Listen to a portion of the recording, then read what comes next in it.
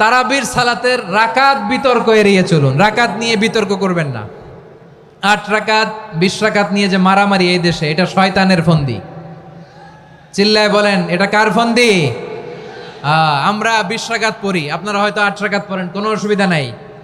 আমরা যারা 20 রাকাত আমরা পড়তেছি, আমরা 20 রাকাতের কথাই বলি, 20 রাকাত আমরা পড়বো আজীবন। সৌদি আরবে মক্কা মদিনায় 20 রাকাত পড়ে, কোনো অসুবিধা নাই। অন্যান্য মসজিদগুলোয় 8 রাকাত পড়ে, এই নিয়ে এদের মধ্যে মারামারি আছে? হ্যাঁ, আর এই জন্য রাকাত বিতর্ক এড়িয়ে চলবেন। প্রিয় ভাইয়েরা, আপনার আমল আল্লাহর কাছে কবুল হবে সংখ্যার বিচারে না উত্তমতার বিচারে? বলেন তো, সংখ্যার বিচারে না উত্তমতার বিচারে? উত্তমতার বিচারে। কত চমৎকার ভাবে আপনি আল্লাহর সামনে দাঁড়াতে পারছেন এটা বিবেচ্য। রুকু সেজদাগুলো সুন্দরভাবে করবেন, রুকু থেকে সোজা হয়ে দাঁড়ানো ওয়াজিব, 2 সেজদার মাঝখানে সোজা হয়ে বসা ওয়াজিব। এই তাদিলুল আরকান বাদ দিলে হানাফি মাযহাব মতে সৌ সেজদা দিতে হবে, অন্য মাযহাব মতে নামাজই হবে না, আপনি নামাজই হবে না। এই জন্য ধীরস্থির ভাবে তারাবির সালাত যেন আমরা আদায় করি। পারা যাবে তো ইনশাআল্লাহ? 3 নাম্বার, তাহাজ্জুদের সালাত আদায় করুন। বছরের অন্য সময় উঠতে পারি না, অনেকে বলে হুজুর উঠতে পারি না, কিন্তু রমাদানে সাহারি খাওয়ার জন্য তো ওঠাই লাগে। কি বলেন, সাহারি খান আপনারা? হ্যাঁ, খান না? খান কে কে দেখি তো? মাশাআল্লাহ মাশাআল্লাহ, এই সুন্নত পালনের জন্য 1 নাম্বার। মাশাআল্লাহ, ঠিক আছে, পালন করবেন। আল্লাহর হাবিব বলেন তাসাহহারু ফা ইন্না ফিস সাহুরি বারাকা, তোমরা সাহারি খেও, কেননা সাহারির ভেতরে বরকত ঢুকায় দিয়েছে কে? একটা খেজুর 1 গ্লাস পানি খেলো সারা দিন আপনাকে তরতাজা রাখে কে? তো সাহারির জন্য যেহেতু উঠতেই হয়, সাহারি খাওয়ার আগে বা পরে 2 রাকাত 4 রাকাত তাহাজ্জুদ পড়া যাবে না? রব্বুল আলামিন বলেন ওয়ামিনাল লাইলি ফাতাহাজ্জাদ বিহি নাফিলাতান লাকা আসা আইয়াবআসাকা রাব্বুকা মাকামান মাহমুদা। ও নবী, রাতের কিছু অংশ সময় তাহাজ্জুদের সালাত আপনি আদায় করবেন, কারণ এই তাহাজ্জুদ হলো আপনার জন্য নাফিলাতাল লাক, অতিরিক্ত ফরজ। আপনাকে মাকামে মাহমুদে অধিষ্ঠিত করবে কে? এজন্য যারা সম্মানিত হতে চান, সম্মানের আসনে যেতে চান, তাদের জন্য তাহাজ্জুদ অবধারিত। আমরা রমজানে সাহারির আগে তাহাজ্জুদ পড়তে চাই কি চাই না? এই নামাজটারে আল্লাহ বড্ড ভালোবাসেন। কেন জানেন? কারণ গভীর ঘুমকে স্যাক্রিফাইস করে আমরা এই নামাজ পড়ি। ঘুমের আরবি জানা আছে কারো? ঘুমরে আরবিতে কি বলে? অনেকগুলো আরবি আছে। একটা আরবি হচ্ছে নুআস, তন্দ্রা, তন্দ্রা, আমানাতান নুআসা কোরআনে এসেছে। আরেকটা আছে ঝিমুনি, ঝিমুনি, এইভাবে ঝিমুনি আসে ঘুমের আগে, এটারে বলে সিনা। এটারে কি বলে? সিনা। স্বাভাবিক ঘুমকে আরবিতে বলে নাউম। স্বাভাবিক ঘুমকে কি বলে? এই সিনা আর নাউমকে আল্লাহ এক আয়াতে এনেছেন, লা তাখুযুহু সিনাতু ওয়ালা নাউম। আল্লাহর তন্দ্রা নাই, ঘুম নাই, ঘুমের আগে যে তন্দ্রা আছে ওইটাও নাই। তাহলে নুআস, সিনা, নাউম পেলাম। আরেকটা ঘুমের আরবি হচ্ছে হুজুদ। চাঁপাইনবাবগঞ্জ আওয়াজ করে বলেন, আরেকটা ঘুমের আরবি কি? হুজুদ। এটা মাঝরাতের ঘুম, শেষ রাতের ঘুম, যেই ঘুমটা বড্ড মজা লাগে। কাঁথা টেনে টেনে, ব্ল্যাঙ্কেট টেনে টেনে আরেকটু ঘুমাইতে মন চায়, আরেকটু, আর 1 মিনিট, আর 2 মিনিট, এরকম একটা মজার ঘুম শেষ রাতে আছে না নাই? এই শেষ রাতের ঘুম, এই হুজুদের ঘুমকে স্যাক্রিফাইস করে যে সালাত পড়া হয়, ওই সালাতের আরবি নাম হচ্ছে সলাতুল হুজুদ বা সলাতুত তাহাজ্জুদ। চিল্লায় বলেন আল্লাহু আকবার। এজন্য আল্লাহ তাআলা এই তাহাজ্জুদের সালাতকে এত পছন্দ করেন। পড়বেন তো রমাদানে? 4 নম্বরে মুক্ত হস্তে দান করুন, মুক্ত হস্তে দান করুন। ওয়ামা আতাইতুম মিন যাকাতিন তুরিদুনা ওয়াজহাল্লাহি ফাউলাইকা হুমুল মুদঈফুন।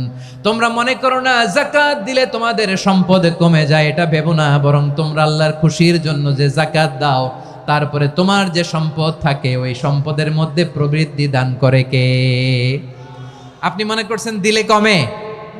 চাঁপাইনবাবগঞ্জের ভাইয়ের আওয়াজ করে বলেন, দান করলে কি সম্পদ কমে নাকি বাড়ে? আওয়াজ করে বলেন, কমে না বাড়ে? বাড়ে। যেটা দান করেন, কামাসালি হাব্বা আম্বাতাত সাবআ সানাবিলা ফি কুল্লি সুম্বুলাতিন মিয়াতি হাব্বা। 1 টাকা দান করলে এটা চারা বীজের মতো, রূপে দিলে 7টা শীষ, প্রতি শীষে হয় 100 শস্য দানা। আল্লাহ যারে চায় এরকম বাড়ায় দেয়, প্রবৃদ্ধি দেয়। সুবহানাল্লাহ। এজন্য মুক্ত হস্তে দান করতে রাজি আছেন? আগে আগে জাকাত ক্যালকুলেট করে রাখেন। আপনার জাকাত বর্ষ যদি পরেও হয়, দেরি করেও হয়, ধরেন যে প্রতি বছর মহরমে দেন, আপনি আগে দিতে পারবেন। জাকাত অগ্রিম আদায় করা যায়, সুবহানাল্লাহ বলেন। বিষ্ণু ইসা ইসলাম রমাদানে এত দান করতেন, কানা আজওয়াদান নাস, কিন্তু রমাদানে আজওয়াদুন নাস আজওয়াদু বিল খাইরি মিনার রিহিল মুরসালা, প্রবাহিত বাতাসের চেয়ে বিশ্বনবী আরো বদান্যতা বেড়ে যেত। প্রবাহিত বাতাস যেমনি সবাইরে বাতাস দেয়, আস্তিক নাস্তিক মুমিন কাফির সবাইকে শীতল করে দেয়, তেমনি নবীজির রমাদানের দান ছিল এমন, কেউ নবীর কাছে চেয়ে ফিরে গিয়েছে এর নজির নাই। জোরে বলেন সুবহানাল্লাহ। রমাদানে দান করব, ইফতার শেয়ার করব। কাউকে ইফতারি করালে সারাদিন রোজা রেখে তার যে সওয়াব, আপনি ইফতার করানোর কারণে আপনার আমলনামায় ওই সওয়াব আল্লাহ ঢুকায় দিবেন। পড়েন সুবহানাল্লাহ। সাহাবারা বললেন, নবী আমরা গরিব মানুষ, ইফতারি খাওয়ানোর পয়সা নাই। আল্লাহর হাবিব বললেন, ওয়ালাউ বিমাজকাতি লাবান, এক ঢোক দুধ, ওলাও বিতামরা, একটাও খেজুর, ওলাও বিশারবাতিমা, এক ঢোক পানি খাইয়েও যদি কারো রোজা ভাঙাও, তারপরে ওই সওয়াব তোমার আমলনামায় দিবে কে? তাহলে মুক্ত হস্তে দান করুন, 4 নাম্বার। 5 নাম্বার হচ্ছে কদর তালাশ করুন। রমজানের সবচেয়ে দামি সময়। বিষ্ণু বলেন, মান হরিমা খাইরাহা ফাকাদ হরিম, যে কদর মিস করলো সে সব মিস করলো, হি ইজ দ্য লুজার। আচ্ছা বলেন, এই বরকতের মাসে আমরা কি লুজার হতে চাই না গেইনার হতে চাই? সবাই বলেনি, বলেন এই রমাদানে আমরা লুজার হব না গেইনার হব?